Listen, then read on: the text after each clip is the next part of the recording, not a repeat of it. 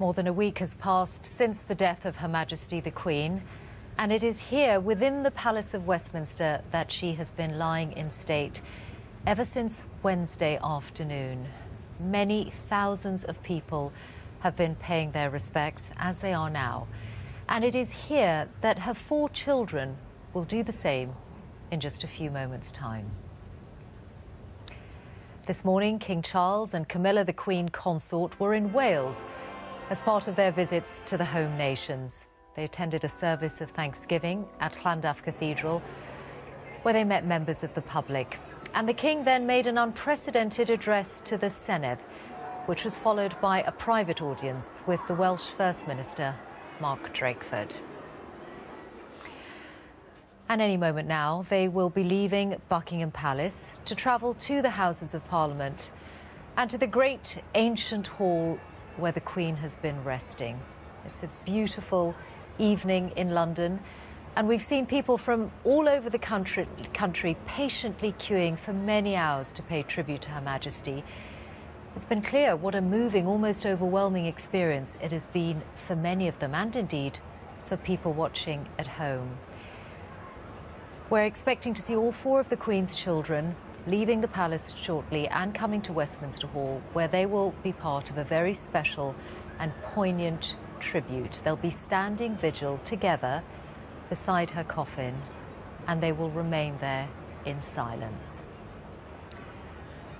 Amid all the ceremony of this time, all the duties the King has been performing, not just in London, but right across the home nations, amid all of that, this will be a moment for stillness and for peaceful reflection for him and for his 3 siblings, the Princess Royal, the Duke of York, the Earl of Wessex, who are mourning a queen, but more than anything else, their mother, who they lost only 8 days ago.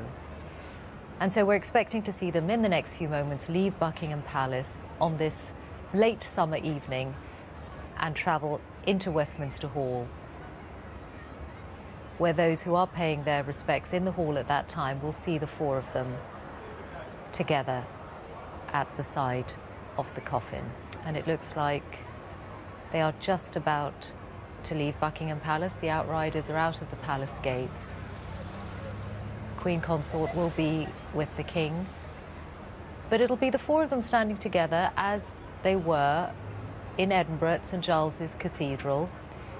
But in the setting of Westminster Hall, it is of course the most historic, the most ancient part of the Palace of Westminster, a place with immense resonance in the history of our national story, the history of our monarchy,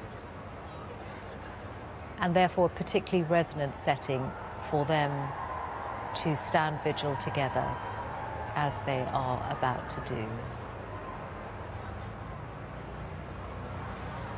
And there they are now, coming out of the palace gates and beginning that short journey across to Westminster. That's the King's car in the front, bearing the royal standard. And we'll see them in Westminster Hall very shortly.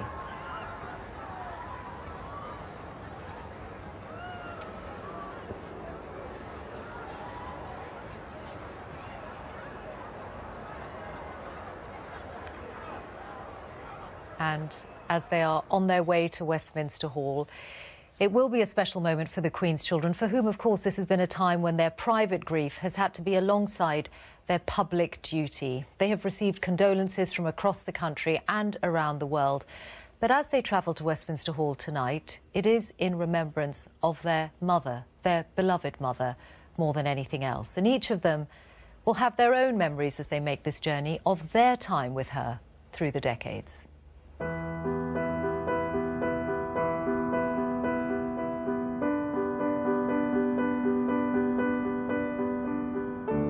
I was very lucky to have her as a mother. I do have very happy memories of childhood. I remember we used to have lots of laughs, so I could sometimes make her laugh anyway, which was always very jolly.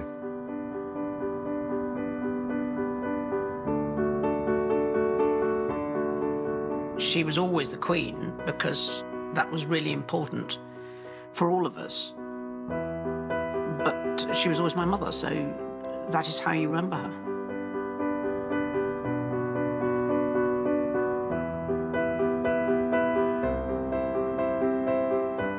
We weren't appendages that should be seen and not heard. We were definitely the priority. The happiest times, inevitably, that we'd spend together would be on holidays, because of the time that we spent together as a family.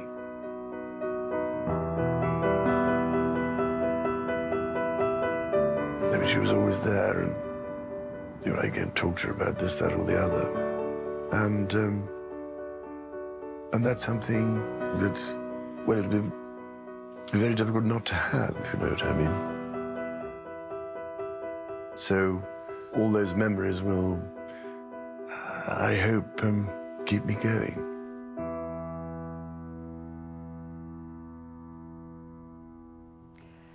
Through the centuries, Westminster Hall has witnessed many significant royal occasions. Tonight, Her Majesty will be only the second monarch whose children have stood vigil for her. And as they arrive at Westminster Hall, Petroc Trelawney is waiting inside.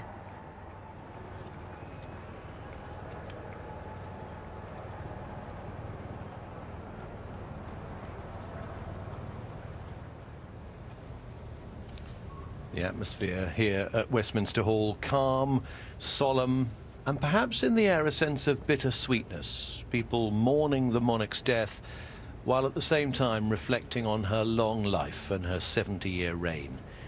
This great room is full of people, but it's almost silent here. Just the odd interruption, the sound of military boots ricocheting off the stone floor, the duty officer tapping commands with his stick, and the occasional cry of a child.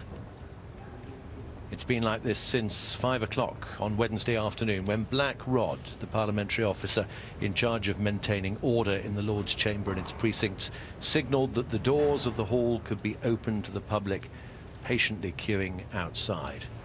50 hours or so have elapsed since that moment.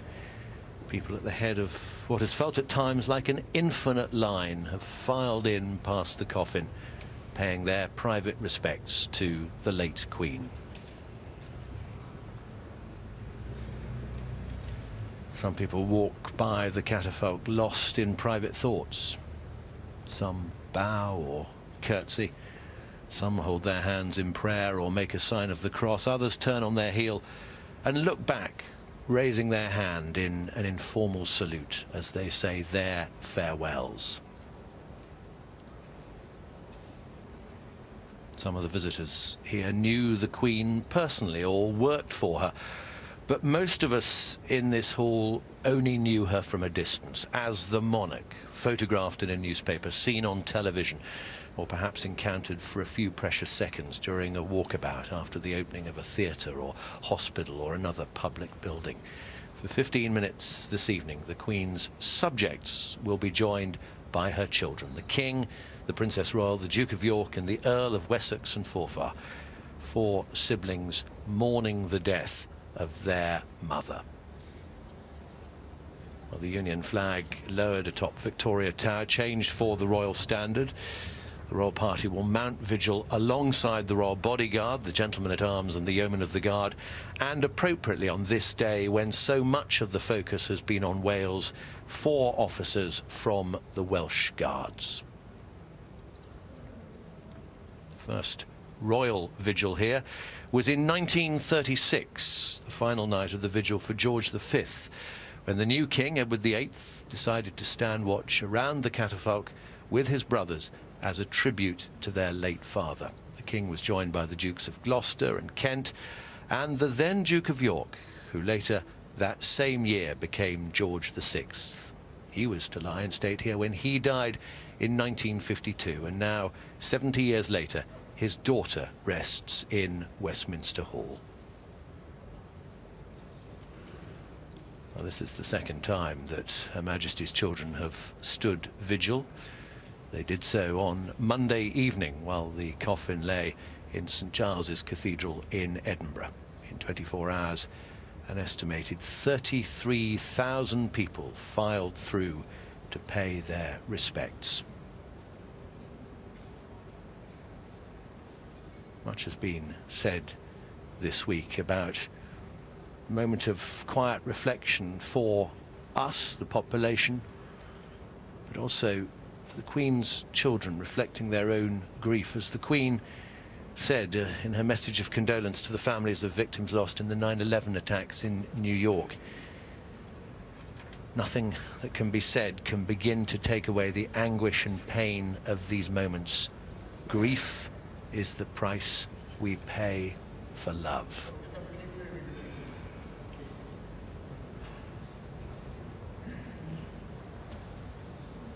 Well, this royal vigil will begin at 7:45, and you will be able to see it here.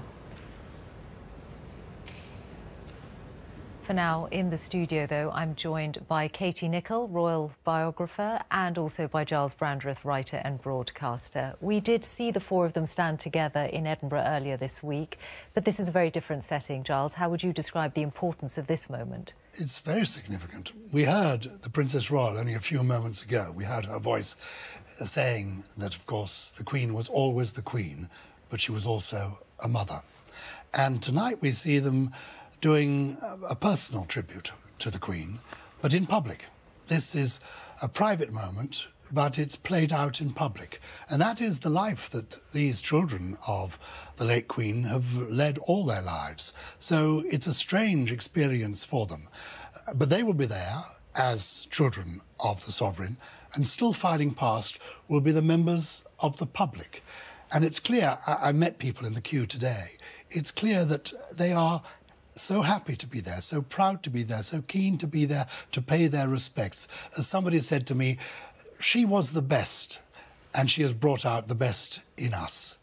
And so it's a wonderful combination of the private and the public. Yes, and the Earl of Wessex's statement released earlier today, Katie, actually addressed exactly that they've grown up having to share their parents, especially their mama. I think it really brings it home to you, doesn't it, to read Prince Edward, the Earl of Wessex speak like that.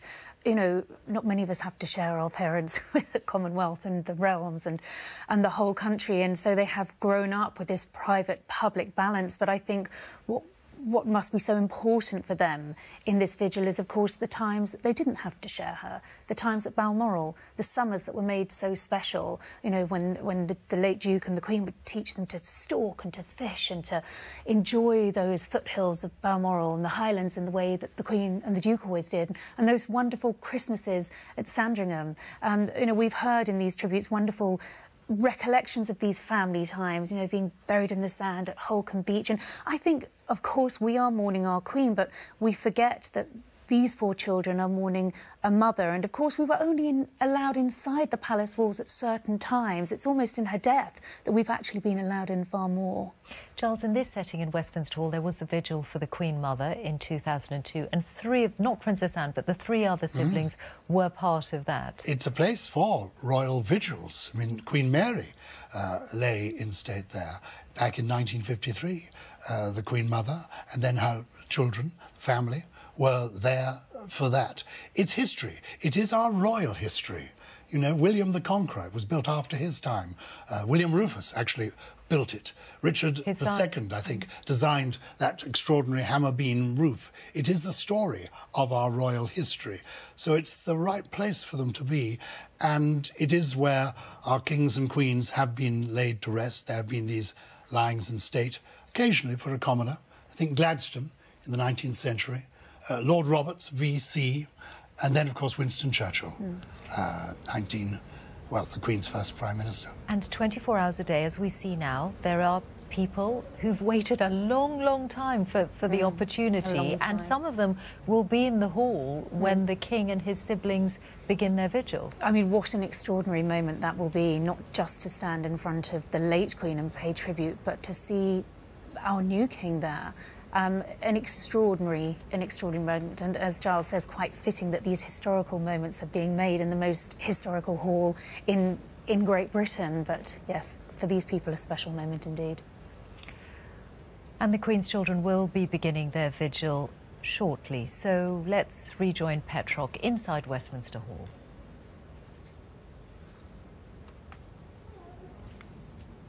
Candle burns in front of the royal standard.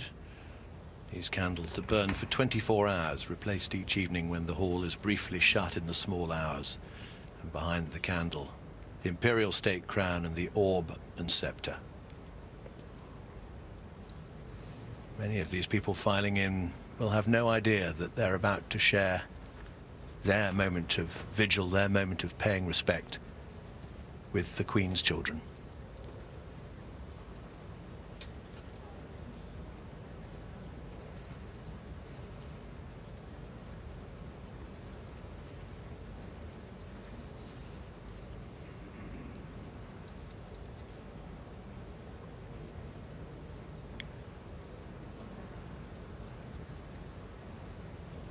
The Welsh Guards doing their duty. An officer on each corner of the coffin, their uniform distinguished with their buttons arranged in 2 groups of 5. A leek on their shoulder and collar badges, and you can see the white-green white plume on the left of their bearskins.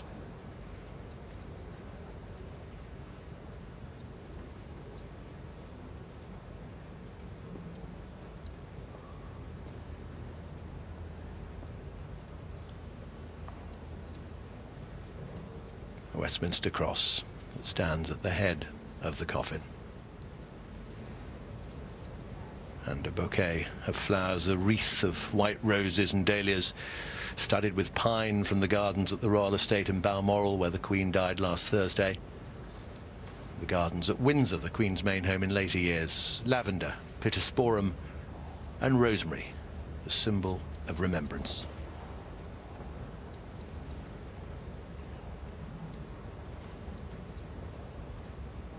Yeoman of the Guard, one of the royal bodyguards, doing their duty in this vigil.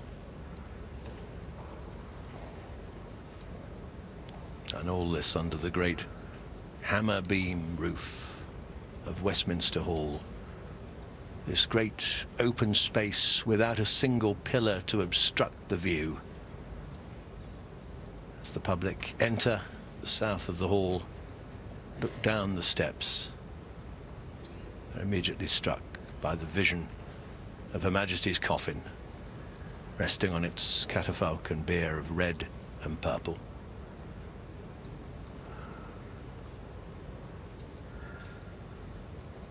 The Welsh Guards, established at the height of the First World War, that's when they were raised. The duty officer using his stick to instruct the men. And here come the Queen's children, the King, the Princess Royal, the Earl of Wessex and Forfar, and at the rear of the party, the Duke of York.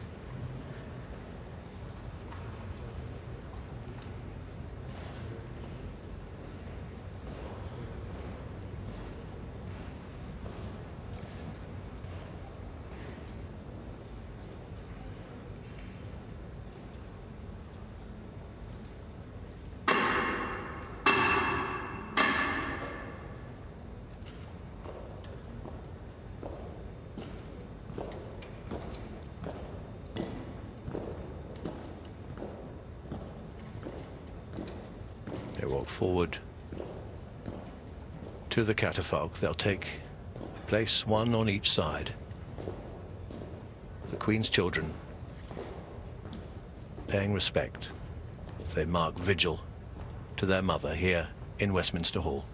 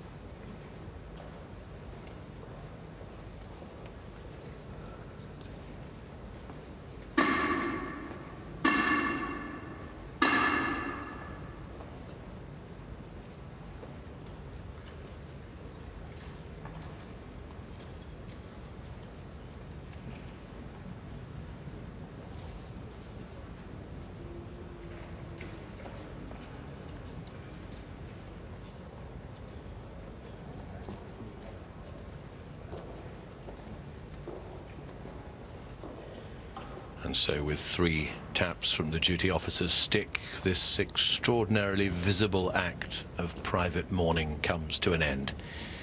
The Queen's children standing vigil in front of their mother's coffin here in Westminster Hall.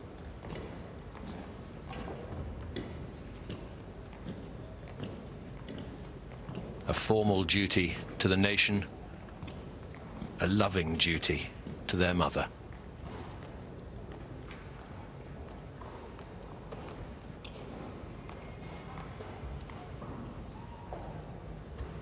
The King, the Princess Royal, the Duke of York and the Earl of Wessex, and for their faces, stoic as they stood there, with a steady stream of members of the public filing past.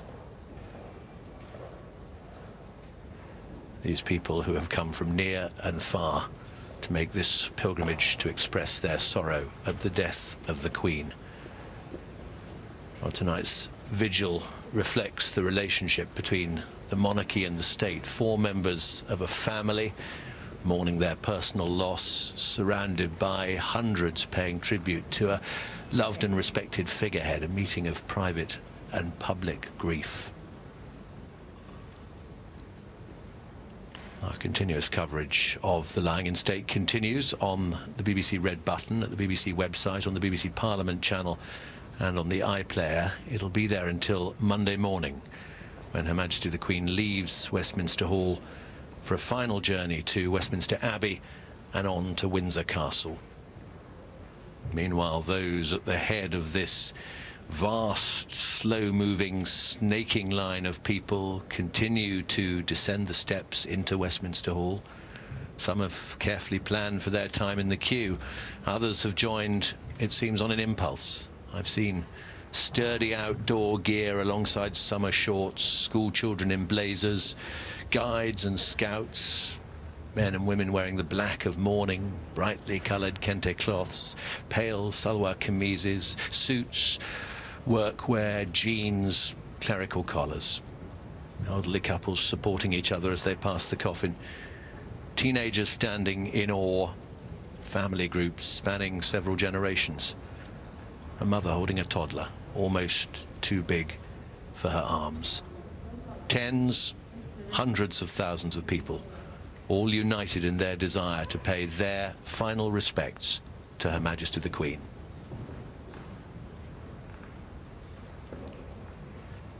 It is and continues to be a snapshot of our society. All of these people brought together because of their desire to be there to pay their respects to the Queen as she lies in state. And what we've just seen in the vigil of the King, his 2 brothers and his sister is likely to be one of the enduring images of this time, the scene of the 4 of them with their heads bowed and all those people who happened to be in Westminster Hall at that time continuing to go past as the 4 of them stood there. Giles Brandreth and Katie Nicholl are still with me. What did you think, Charles? Well, it's moving, but it's also remarkable because here you're seeing private mourning in a public place.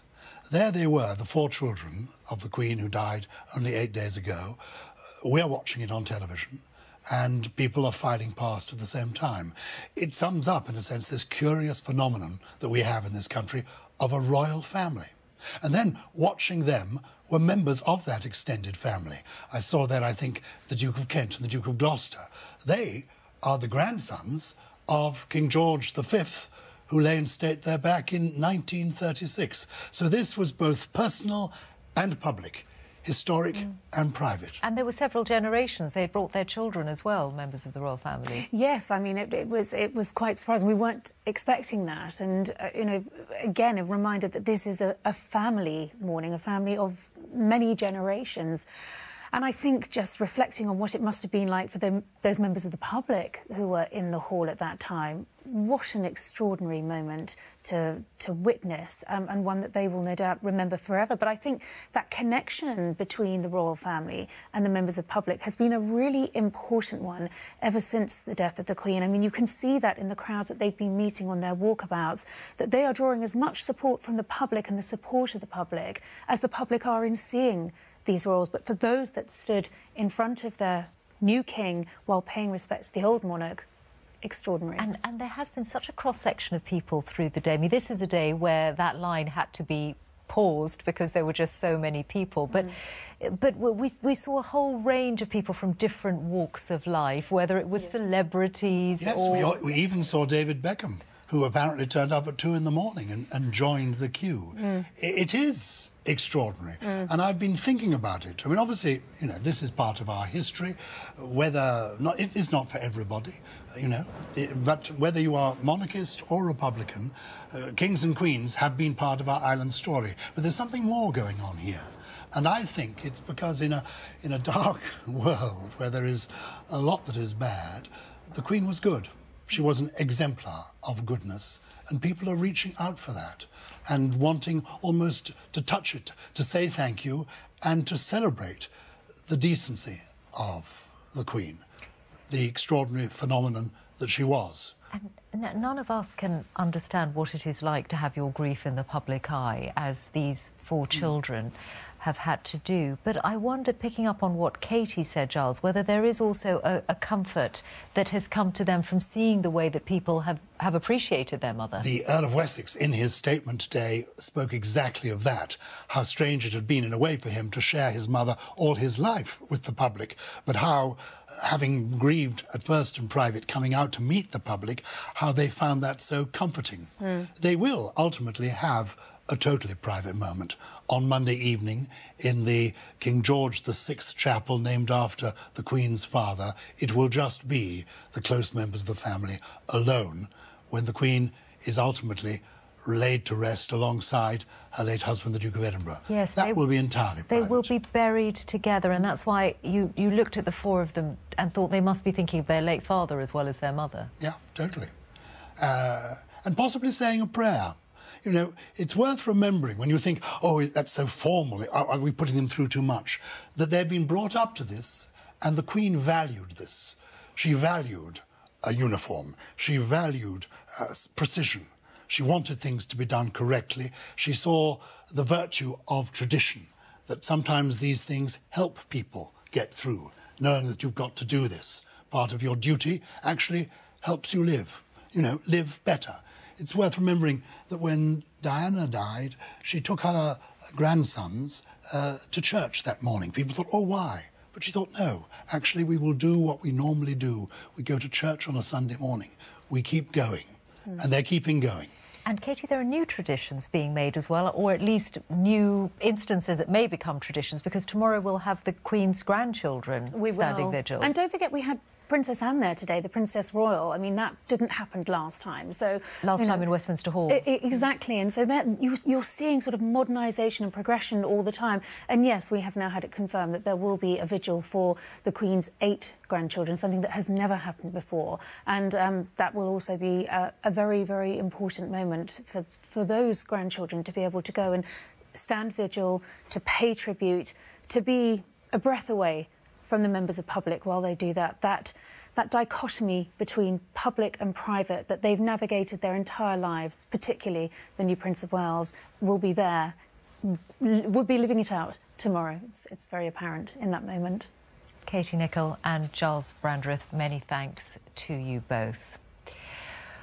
Well, people are continuing to queue. That is happening 24 hours a day. They are waiting to pay their respects to the Queen, and some will have had the opportunity in her lifetime to meet her. Sir David Attenborough is someone who knew Her Majesty for many years, both personally and through his work as a BBC producer and executive. So here are his reflections going right back to the 1940s. Well, I first met the Queen in 1947. I was serving in the Navy, doing my national service, at Greenwich. One of the teaching staff was a certain Prince Philip, and there are special evenings where you have a formal dinner, and he brought this beautiful princess on his arm. And I remember walking up and smiling. She looked regal, but she also looked perfectly at home. I mean, this was her, where she should be.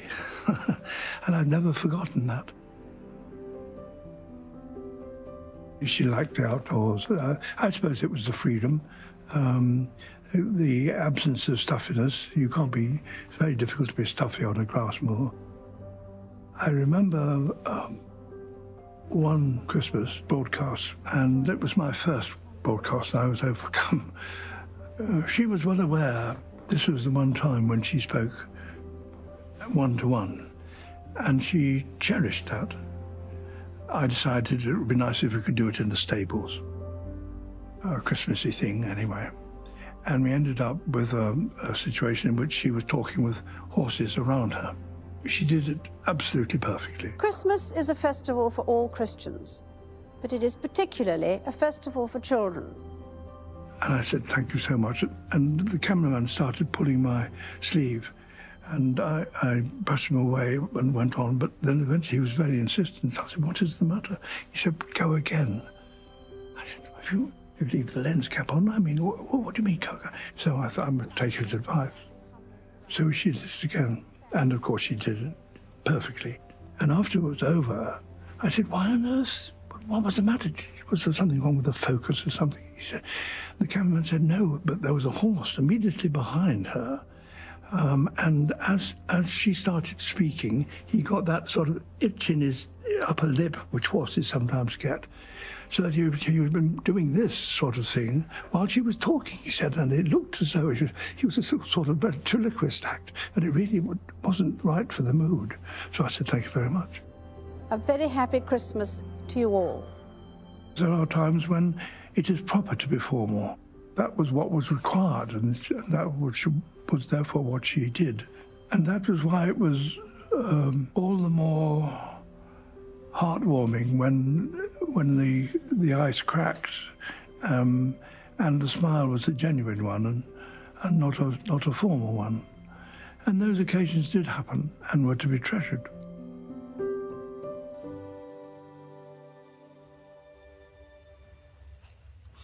Sir David Attenborough there with his memories of the Queen, including that rather surprising Christmas broadcast.